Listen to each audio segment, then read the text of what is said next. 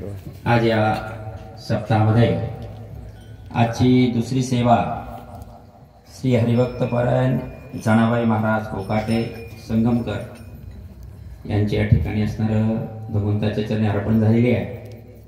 रामेश्वर महाराज कोकाटे यांचं नाव आपल्या या परळी परिसरामध्ये ऐकून होतो।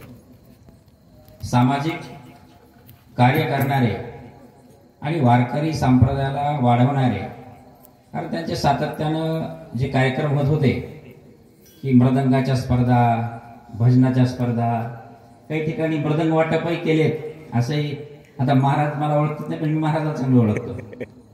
महाराजांना बऱ्याच लोकांना, भजनी मंडळांना मृदंग, विणे, टाळ बरंच आपल्या परळी तालुक्यामध्ये वाटप केलेले हे पाहून आणि ऐकून आहे।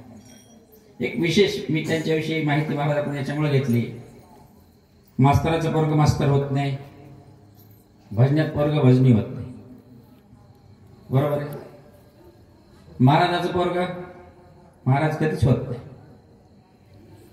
पण रामेश्वर प्रत्येक सांगतात भजन करा। महाराजांना दणकवून सांगितलं भजन करा, तुम्ही खरा।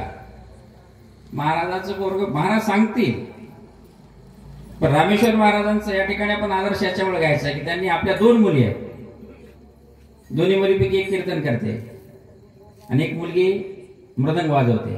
एवढ्या मोठ्या समाजामध्ये स्टेजवर उभं राहून बोलणं सोपी गोष्ट नसते।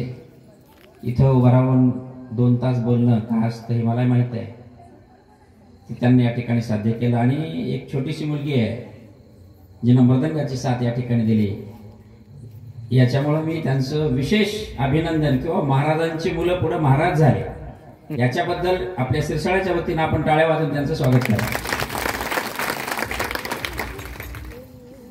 आजची जी कीर्तन सेवा आहे बाबासाहेब महाराज ढेमरे, आजचा जो नाश्ता होता बाबासाहेब महाराज ढेमरे, आणि सायंकाळ